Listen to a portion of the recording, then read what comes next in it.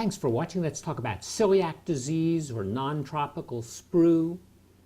This is a gastrointestinal condition that causes a lot of malabsorption, diarrhea, weight loss, but a lot of other problems unrelated to the intestine as well. The whole concept started off in Africa with a condition known as tropical sprue. People would develop abdominal bloating, diarrhea, failure to thrive. The condition was thought to be relatively rare in the Western world. But there were some children who developed symptoms that were somewhat similar, and it wasn't until the 1940s that a Dutch pediatrician discovered that, well, in the Western world, it seems that gluten is the culprit.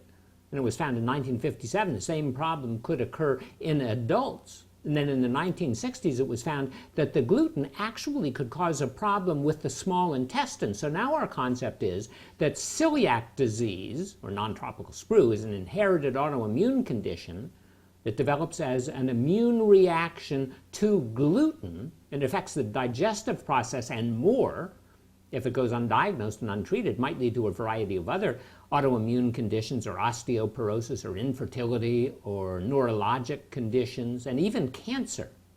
It was considered relatively rare prior to the 1990s, thought to be an uncommon disease, mostly in children, limited to Western Europe. But on reanalysis, it seems that the incidence has increased about fourfold since the 1950s. And we know that it's not simply because of more testing, because we've taken banked blood from the 1940s and 1950s and examined it, and the incidence of antibodies was only about 0.2%, but now it's about 1%. Means that there are about 3 million people in the United States with celiac disease. Compare it to some of the other conditions that you know so much about or heard so much about. Rheumatoid arthritis affects about 1.5 million people. Epilepsy, about 2.5 million people. Multiple sclerosis, about 400,000 people. Hemophilia, only about 17,000 people. But 1% of the general population appear to have celiac disease. If we look at Australian women, it's 2%. If we look in the North Punjab region of India, it's about 3%. Overall, however, it's about 1% of the general population of the West. Appears if you have a primary relative, maybe about 1 in 25 is your risk. If you have a secondary relative, maybe it's 1 in 40.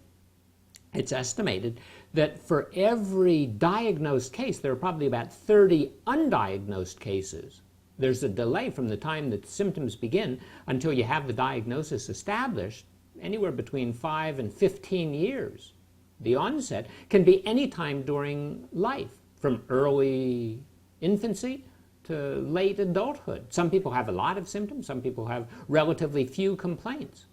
The classic condition associated with chronic diarrhea is only present in about 20% of the people. Well, it seems that the whole condition is triggered by exposure to gluten. Gluten is a protein and it's present in wheat and rye and barley. Wheat and rye and barley, those are the culprits. However, the substance can be extracted and used for a lot of other purposes. So it's also in medicines and processed foods and in sauces. And it's that gluten that triggers the immune system that attacks the small intestine. We find that there's a significant genetic overlay to the condition. So if somebody in your family has it, as I mentioned, then you're more likely to develop the condition. A monozygotic, an identical twin has it, well, you're probably going to get it. It seems that the gene that's associated with the condition, either HLA-DQ2 or HLA-DQ8, well, those are sort of necessary for the condition, but they're present in an awful lot of people, estimated maybe 40% of the general population of Europe and the United States and even in Asia, maybe about 60% of the people in Australia. So it's more than just those particular genes. Actually, we know that there are 60 other genes associated with the condition. Those happen to be the most prevalent. So what is it? Well, it's the gluten, obviously, and it's the HLA-DQ genes, obviously, but it's only 1% of the population. So something else has to trigger the condition, and it might have something to do with breastfeeding. It seems that there was a change in policy in Sweden, and they said that women should stop breastfeeding before they introduce gluten into the diet of their infants. And when that happened, the incidence of celiac disease went considerably higher. Now, on the other hand, they changed the policy. They said, no, keep on breastfeeding as you introduce the gluten.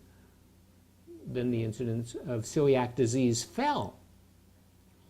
Well, that's sort of a hint that it has something to do with maybe some of the bacteria in the intestine. Maybe they're the triggering event. And indeed, it seems that the children who have the rotavirus or the adults who have the Campylobacter infections more likely to suffer from celiac disease. And if we look overall in children in the first 18 months of life, if they have more gastrointestinal infections, they have a greater chance of developing celiac disease. Children who get antibiotics, and maybe even adults, on the proton pump inhibitors, medicines like Prilisac or omeprazole or Protonex, they may be associated with an increase in the incidence of this condition. It appears that it's a dysbiosis, an abnormal content of the bacteria of the intestine that might have something to do with this condition. Interestingly, Helicobacter pylori, that's often maligned as a cause of stomach ulcers, well, that seems to be associated with a decrease in the incidence of celiac disease. So what are the manifestations? A person can be entirely asymptomatic, or a person might have nonspecific symptoms, or a person might have severe malabsorption. The classic symptoms are relatively uncommon. That's malabsorption in childhood associated with chronic diarrhea and weight loss and failure to thrive. Typically now we're making the diagnosis in people between the ages of 30 and 60, and it's more common in women, as most autoimmune conditions are, than in men. Some symptoms may be reminiscent of the classic celiac disease. So in individuals who are in their adult years, they might present with diarrhea or abdominal pain or unexplained weight loss or severe or persistent mouth ulcers or prolonged fatigue or defects of the dental enamel. But typically they're going to present with non-classic manifestations. Most common are going to be bloating and abdominal discomfort and gas and flatulence or constipation even, some people with chronic fatigue and headache, a decreased quality of life, iron deficiency anemia, so that the skin has a peculiar white discoloration, maybe easy bruising because they're deficient in vitamin K. Maybe it's a delayed onset of the periods or early onset of menopause or amenorrhea or infertility or loss of libido. Maybe it's just lack of absorption of vitamin D and then osteoporosis and osteopenia, or some psychiatric manifestations, depression or schizophrenia, or neurologic manifestations. There's a gluten ataxia or cerebellar ataxia, where people seem to walk as if they've had too much to drink, maybe a peripheral neuropathy or epilepsy or even dementia. And some people with the condition develop Hashimoto's thyroiditis, an immune attack on the thyroid gland. First an increase in the thyroid hormone present in the body and then a decrease. Or type 1 diabetes, autoimmune hepatitis, or patchy hair loss that we call alopecia areata, or dermatitis herpetiformis. Now, unlike most of the manifestations that occur more in women, the dermatitis herpetiformis, that's a skin rash, tends to occur more commonly in men. Or we can have non-alcoholic fatty liver disease or biliary cirrhosis or cancer typically of the small intestine, spontaneous abortions or intrauterine growth retardation or preterm delivery, or delivering children with a low birth weight. And nutritional complications. We've mentioned the iron deficiency. There's also folate deficiency and B12 deficiency and calcium malabsorption that leads to decreased bone mineral density, increased incidence of fractures, and splenic malfunction that can make infections more common. That tends to be with a more severe disease. It used to be that there was an increased mortality from cardiovascular and pulmonary disorders. Now that the condition is brought under control, those aren't such important factors, but cancer still may be associated with an enteric-associated, that means gut-associated, T-cell lymphoma, variant of a non-Hodgkin's lymphoma, but sometimes associated with adenocarcinoma of the small intestine or the liver, maybe an increase, a modest increase in the incidence of colon cancer, the incidence of breast cancer and lung cancer, endometrial cancer, and maybe even ovarian cancer might be somewhat lower than normal. Well, we had trouble making the diagnosis other than with the symptoms until the 1980s. There was an endomysial antibody testing that became prominent, but that was based on immunofluorescence, and it required a monkey esophagus or umbilical cord tissue, human umbilical cord tissue, and an individual microscopic analysis, so it was time-dependent, observer-dependent. There was significant variation in the readings from one site to another, and it was very costly. Fortunately, in 1998, a test was developed, and this test was tissue-to-tissue transglutaminase, and it was an IgA antibody to tissue transglutaminase. Now, you make several different kinds of antibodies. You've heard of gamma globulin. Well, that's IgG. You also make IgM, IgE, and IgA, and this is an IgA to the tissue transglutaminase. And we find that that's a very good test. And that's available for screening purposes. And certainly if a person has a high level, a very high level of the test, we don't have to do many more evaluations. That seems to be the diagnosis. But in many individuals, we find that the test isn't really accurate. And if we use it for screening purposes, in a population where the likelihood of celiac disease is relatively low, then most of the positive tests are what we call false positives. You don't really have the disease. It's just the test is positive for peculiar reasons. So how can we make the diagnosis if we can't rely on the blood test? Well, we also can do an endoscopic examination where we can actually look into the duodenum and look into the first part of the small intestine, which is the duodenum. And it's found that the duodenum has certain classic abnormalities. And those classic abnormalities involve the flattening of the villi. The villi are the little hair projections or the finger projections that come out of the lining of the small intestine that help absorb foods. Well, they get flattened in celiac disease. But again, that's not a perfect test because you can have flattening of the villi without celiac disease. And oftentimes in celiac disease, the condition, the flattening of the villi, tends to be relatively focal. So we might miss those areas. Well, getting back to the blood test, sometimes people don't make IgA. So they don't have any IgA, so you don't have any antibodies. So then we have to do a special test with an IgG to the tissue transglutaminase. But typically what we do is we measure the overall IgA level of the system. How much IgA do you produce? Do you produce some? Well, then that means that our standard tissue transglutaminase test is legit. And then we can also, in some people where there's a question, we can always test for the HLA-DQ2 and DQ8 because we know if you don't carry those, can't have celiac disease. We don't recommend the screening, like I say, for the general population. But if you have symptoms, then it may well be appropriate. Well, what kind of problem do we have in the pediatric patients? Pediatric patients, we tend not to like to do endoscopies on those individuals. But if we do the test, and the test is positive, there's another condition, and it has to do with temporary gluten autoimmunity. And that's not uncommon. So the test can be positive one day, and then if we do the test the next month or two, we might find the test is negative.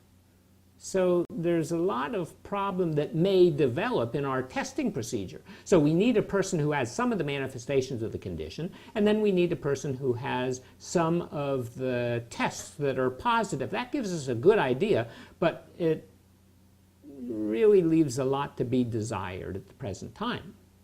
Well, for routine laboratory examination of these individuals, we want to check a blood count, we want to check a metabolic profile, make sure there's enough calcium and albumin, protein in the system, and vitamin D, and iron, and vitamin B12, and folic acid. And according to the British Society of Gastroenterology, especially in people over age 55, ought to start doing relatively routine bone mineral density tests. Well, what about this gluten? What do we know about it? Well, if we look at wheat flour, about 70% of wheat flour is starch. About 10 to 15% is water, 1-2% is fat, and 10 or 15% is protein. And the protein could be some albumin or some globulin, but 90% of the protein in wheat flour is gluten. And gluten is made up of two different kinds of proteins, gliadin and glutenin. So those are the major proteins that are present in wheat and rye and barley. They're what we call prolamins. And prolamins are just peptides that are enriched in two amino acids, proline and glutamine. And those two, that's how we get the name, prolamine, resist digestion by the gastric acids and the pancreatic secretions and the intestinal peptidases. So that leaves a relatively long amino acid chain, and that can get into the small intestine, and that seems to be what initiates the immune reaction.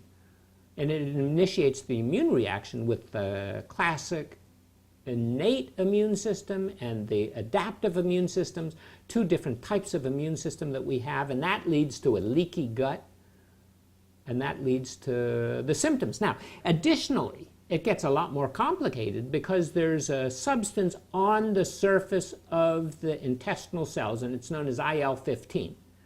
And IL-15 seems to be tethered to the intestinal cells. It's not floating around in the bloodstream. And it seems that that IL-15 is an integral part of celiac disease, because if we neutralize the IL-15, we get rid of the celiac disease. So there's a lot more than we currently understand. But let's say we have a person who appears to have celiac disease. How do we treat it? Well, gluten-free diet.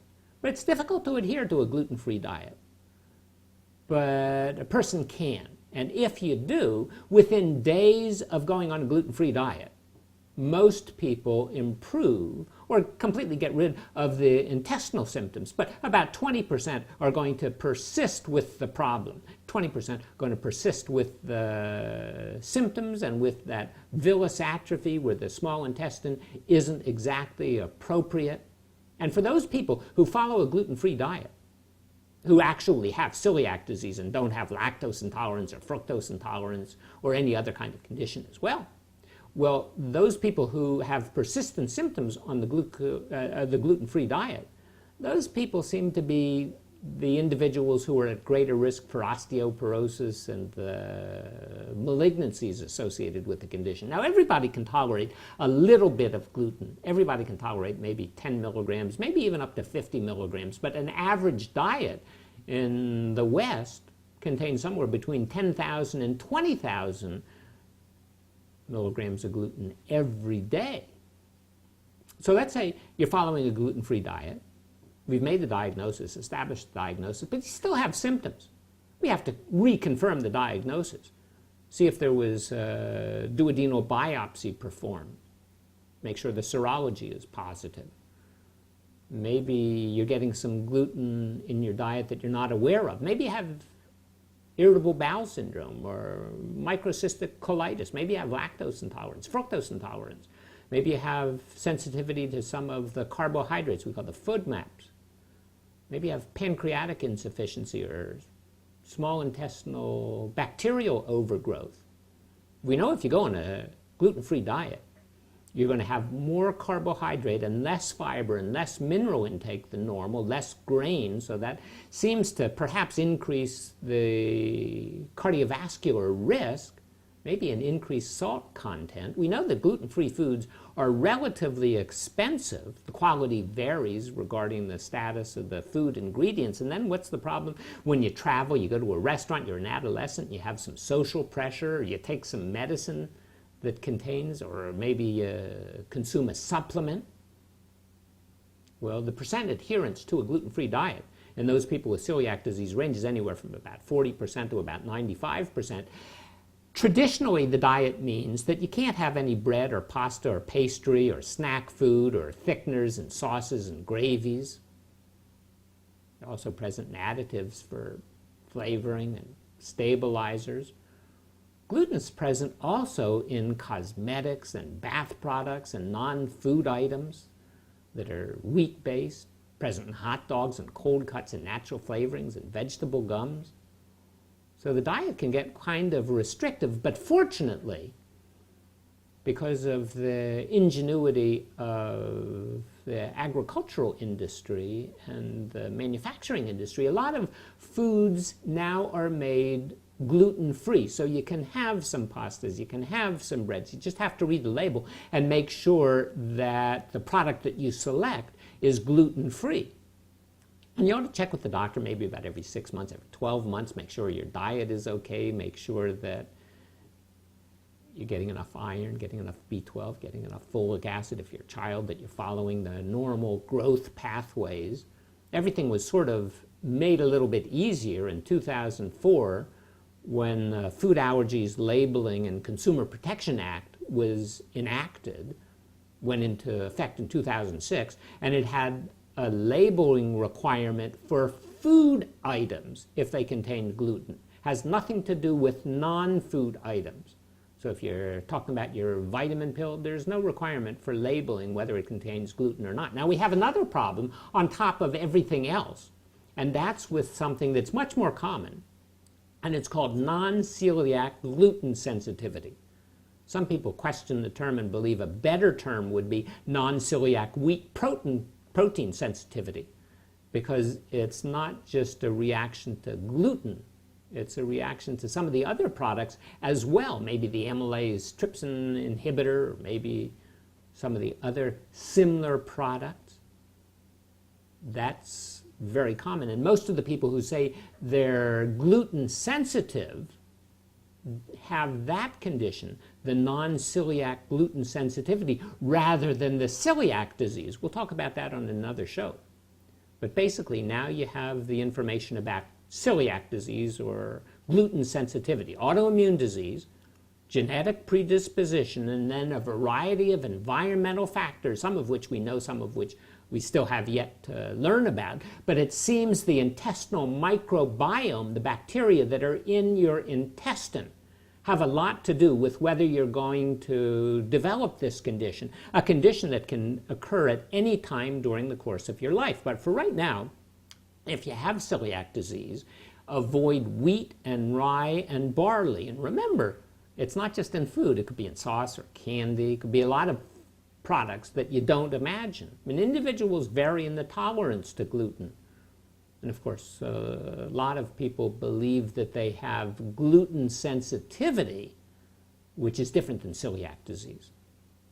These people with the non-celiac gluten sensitivity don't have any abnormality in the small intestinal biopsy. They don't have any antibodies that are present. They don't have celiac disease. But again, more on that in a different show. Anyway, thanks for watching. If you enjoyed the show, please tell a friend. Consider subscribing so you'll get an update when we post a new show. Appreciate your interest.